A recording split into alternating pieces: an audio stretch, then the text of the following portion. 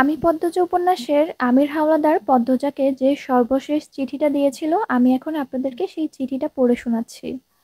প্রিয়র চেয়েও প্রিয় পদ্মবতী, আমার পাপের রাজত্বে তোমার আগমন ছিল ভূমিকম্পের মতো।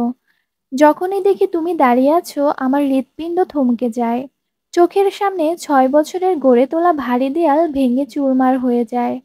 আমার চোখের মণি পদ্মজা, তোমার ওই দু চোখে অবিশ্বাস্য চাহনি আমাকে ছিন্ন ভিন্ন করে ফেলে। আমার কথা হারিয়ে যায়, আমি স্তব্ধ হয়ে যাই। খারাপের মাঝেও ভালো থাকার মন্ত্র ছিল তোমার দৃষ্টি। সেই দৃষ্টিতে যখন ঘৃণা দেখতে পাই, আমার বুক পুড়ে যায়, আমার মস্তিষ্ক ফেটে যায়। তোমার আহত মুখশ্রী দেখে আমার শরীরের চামড়া ঝলসে যায়।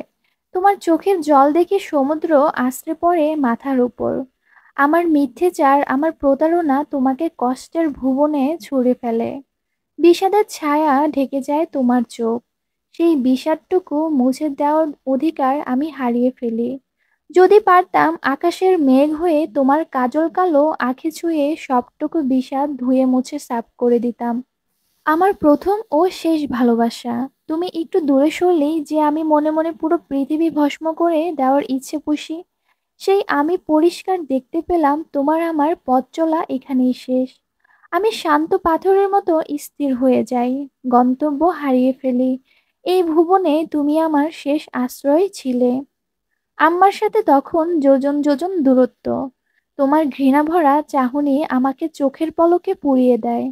তোমার আমার বিচ্ছেদ আমাকে আঙ্গুল তুলে দেখিয়ে দেয়, প্রেমানলে জ্বলতে জ্বলতে আমি অনেক আগে নিঃস্ব হয়ে গেছি। সোনালি রোদ্দুরের মতো সুন্দর পদ্মবতী, আমি তোমাকে আঘাত করে নিজে মরে গিয়েছি। যে হাতে আঘাত করেছি সেই হাত পুড়ে যাক, পোকামাকড় খাক, তোমাকে ব্যথা দিয়ে আমি ভালো নেই। ছুরির আঘাতও আমার মনের ব্যথায় চেয়ে বেশি হতে পারছে না। যদি পারতাম হয় তোমাকে ভালোবাসতাম, নয় শুধু হাওলাদার বংশে জন্ম নিতাম। দুটো একসাথে গ্রহণ করতাম না। দুই সত্তা মস্তিষ্কের দণ্ডে আমাকে পুড়িয়ে নিচ্ছে। আমি নিষ্ঠুর, তুমি মায়াবতী। আমি ধ্বংস, তুমি সৃষ্টি। আমি পাপ, তুমি পবিত্র। এত অমিলে কেন হলো মিলন? কেন কালো অন্তরে ছড়িয়েছিলে ফুলের সুবাস? আমাকে ধ্বংস করা কি অন্য কোনো অস্ত্র ছিল না? এমন কঠিন কষ্ট কেন দেওয়া হচ্ছে আমাকে? তোমার ব্যথায় আমি দগ্ধ হচ্ছি। তোমার কান্না, তোমার আর্তনাদ আমার মস্তিষ্কের প্রতিটি নিউরনকে কাঁপিয়ে তোলে। মনে হয় মাথার ভেতর পোকারা কিলবিল করছে। বিচ্ছেদের বিষাক্ত ছোবলে নীল হয়ে যাচ্ছি আমি। আমাকেও বাঁচাও। শূন্য আকাশে গাঙচিল যেমন একা, আমিও তেমন একা। প্রতিটি মুহূর্ত আমাকে অনুশোচন দগ্ধ করে। একাকী নীরবে সহ্য করি। এটাই তো আমার প্রাপ্য। মেয়েগুলোকে বাঁচাতে চেয়েও বাঁচাতে পারিনি। বুকের ওপর পাথর চেপে পাঠিয়ে দিয়েছি বহু দূরে। যখন তাদের জাহাজে তুলে দিয়েছি, আমার দিকে করুণ চোখে তাকিয়েছিল। ব্যথিত হৃদয়ে প্রথমবারের মতো অনুভব করে তারাও তো আমার মতোই কষ্ট পাচ্ছে। কিন্তু তখন আমার আর সামর্থ্য ছিল না। আমার জীবনের বসন্তকাল তুমি। তোমার অসহ্য আলিঙ্গন আমার সহ্যের বাইরে ছিল। তোমার আর্তনাদ করে পালিয়ে যাওয়ার অনুরোধ করা আমার নিঃশ্বাস বন্ধ করে দেয়। সত্যি যদি পারতাম পালিয়ে যেতাম, কিন্তু তার সম্ভব নয়। আমার আকাশ সমান পাপ আমার পিছু ছাড়বে না। আজীবন দৌড়াতেই হবে। এক দণ্ডও শান্তি মিলবে না। মেঘলা বরণ অঙ্গের সাম্রাজ্ঞী, তোমার ভালোবাসার সাম্রাজ্যে কাটিয়ে দিতে চেয়েছিলাম শত জনম। হলো না। তোমার চোখের খাদে পড়ে থাকতে চেয়েছিলাম আজীবন, তাও হলো না। সময় এসেছে আমার বিদায়ের। আমাদের পথ চলা এতটুকুই। আমি ছিলাম দুর্গের মতো কঠিন, সেই দুর্গ তুমি ভেঙে গুড়িয়ে দিয়েছো। ভালোবাসা আমার হাঁটু ভেঙে দিয়েছে। আমার আর উঠে দাঁড়ানোর সুযোগ নেই। শেষবারের মতো তোমাকে ছুঁয়ে যেতে চাই। আমার প্রেম তুমি, আমার ভালোবাসা তুমি। সত্যি বলছি, আমার জীবনে আসা প্রতিটি নারী আমাকে নয়, আমার হারাম টাকার প্রতি আকৃষ্ট হয়েছে। তাদের আমি কিনে নিয়েছি। শারমিন আর মেহুর দুজনকে আমি বাড়ি উপহার দিয়ে তারপর আমাকে বিয়ে করতে হয়েছে। তাও আমি অপরাধী।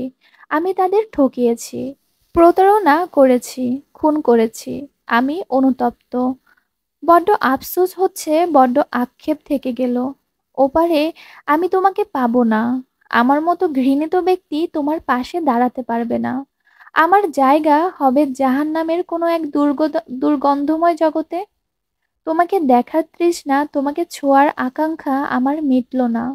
হয়তো সহস্র বছরও মিটবে না। আমার হৃদয়ের রঙ্গহীন বাগানের রঙিন প্রজাপতি, সাদা শাড়িকে তোমার সঙ্গী করে দেওয়ার সিদ্ধান্ত নেয়ার জন্য দুঃখিত।